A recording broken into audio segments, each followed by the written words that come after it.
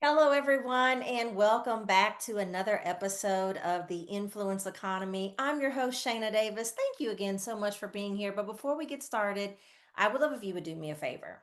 So, I would love if you would take a screenshot wherever you're listening to this episode, take a screenshot.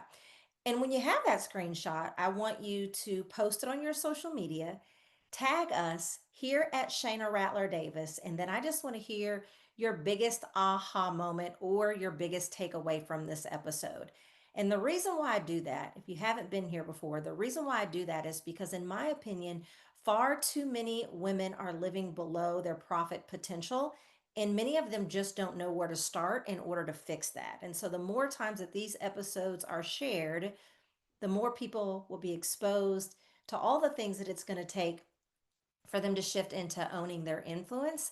And that's what this show is all about: owning your influence, turning your visibility into profitability, and turning your influence into serious income.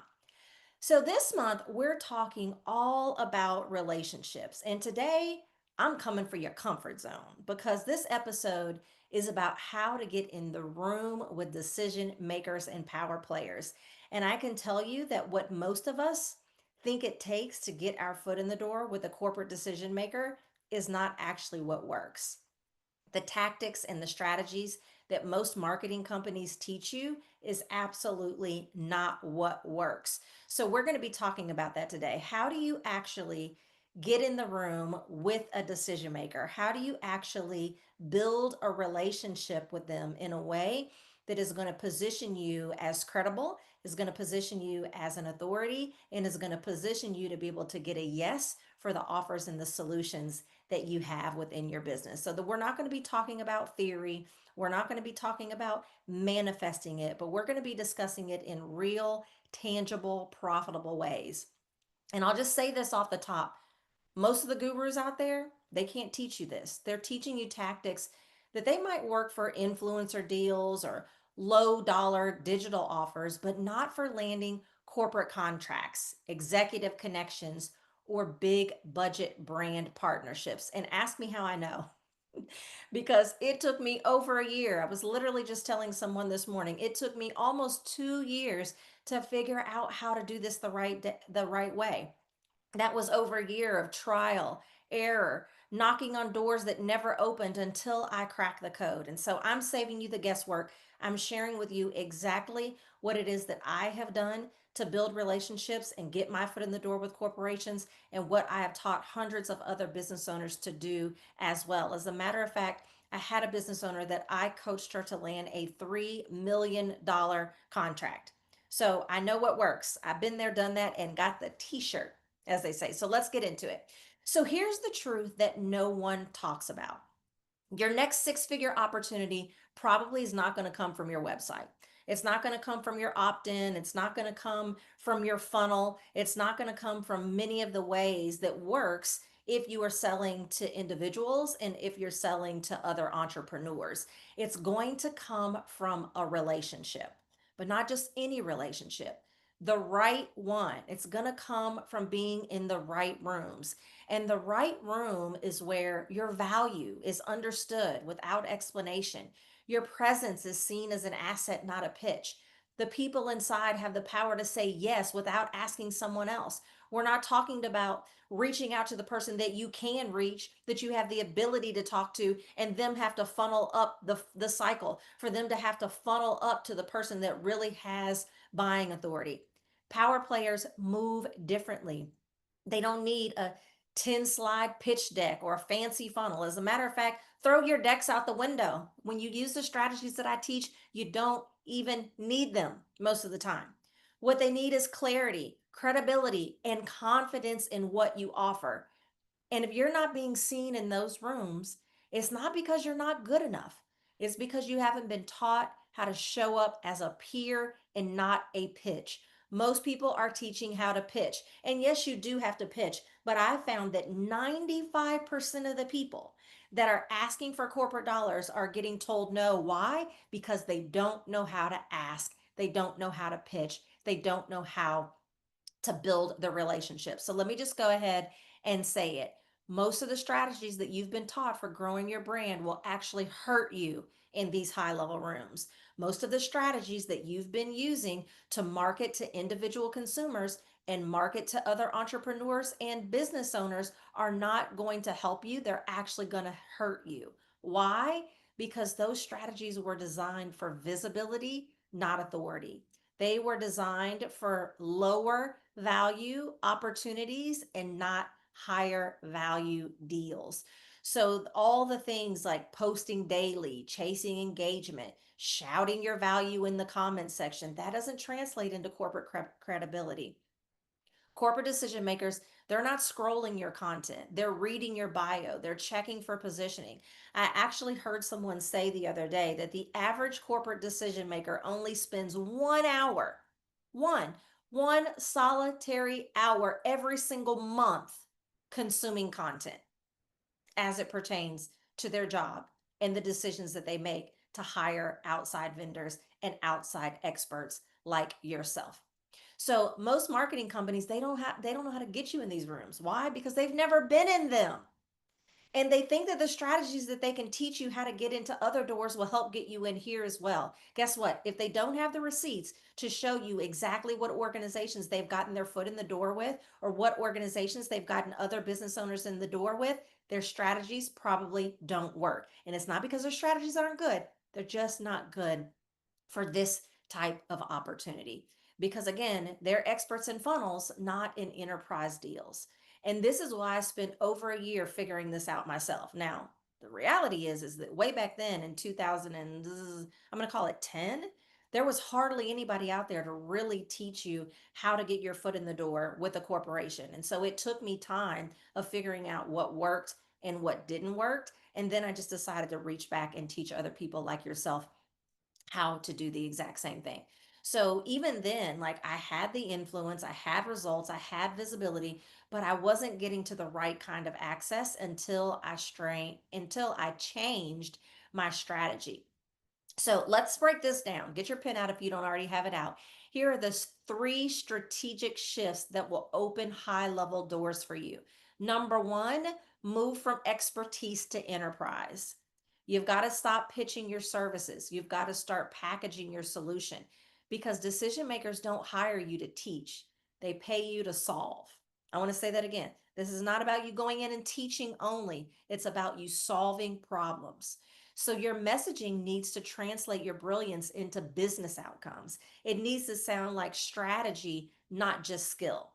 So I want you to ask yourself, can a corporate buyer understand the ROI of working with you in just 30 seconds? If not, start there by perfecting that. Number two, stop pitching and start positioning. The goal is not to beg your way into the room. The goal is to become the person they expect to see there. So this means a polished media kit, which usually you don't even have to have those. There's only a couple of times that you really need that. It means a corporate ready bio. I'm actually going to be posting a video on YouTube this week on how to craft your bio. Be on the lookout for that. And a presence that screams thought leader, not content creator. Okay. High level people don't want more pitches, they want trusted partners. And then number three, proximity is a strategy, not a coincidence. You have to be intentional about getting into curated spaces. So that means attending industry specific events, joining executive level masterminds, investing in rooms where introductions are currency, and being a guest on podcast decision makers listen to. And there's a difference between industry associations and professional associations and the podcasts that are associated with that. So if you take an industry may mean that it's the American Marketing Association, AMA.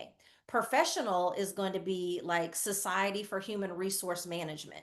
What I have found is that, now, not all the times, there is exceptions to this, but what I have found is that oftentimes, if it's a professional organization, you're going to have people in the companies that are a little bit lower level in rank because they're there to help improve their career. Where the industry associations, that's when you're going to find more senior and more executive leaders inside of organizations because that's where they're going to continue to stay up to date with exactly what is happening in their organization. So if you take something like Society for Human Resource Management and you're saying to yourself, but Shayna, I've been told that if I am a coach or a consultant or strategist, that HR is going to be my decision maker. Oftentimes it is. You're absolutely right. I am a consultant, I am a strategist for corporations, and oftentimes I am selling to people for human resources. But here's what I found out when I go to SHRM, the Society for Human Resource Management, oftentimes, since I'm a service provider, I'm only allowed to come to the sessions that executives aren't necessarily at, because a lot of times, again, not always, but a lot of times the senior leaders and the executives inside of these organizations, if they are in HR and they're a part of SHRM, many times they are attending the invite only opportunities at those meetings and at those luncheons that I'm not able to come to as a service provider. So that's why I say you need to know the difference between an industry association, a professional association, but the bottom line is to find those types of podcasts and be a guest on those, because those are where you're going to be able to be heard by the types of people that could likely bring you in. If you're trying to get big deals from Facebook groups, sometimes even LinkedIn groups, depending on who they're comprised of, we need to talk. And if your marketing company says the best strategy is to contact the CEO, yeah, we need to talk. So we're going to take a quick break. And when we come back, we're going to talk about how you actually get your foot into the right doors. We'll be right back. Ready to turn your influence into income? Take the Influence Growth Assessment. In just minutes, you'll uncover the next steps to grow your visibility, attract bigger opportunities, and boost your profitability. Visit myinfluencestyle.com to take the assessment today. A new era of success is waiting. Let's make it yours.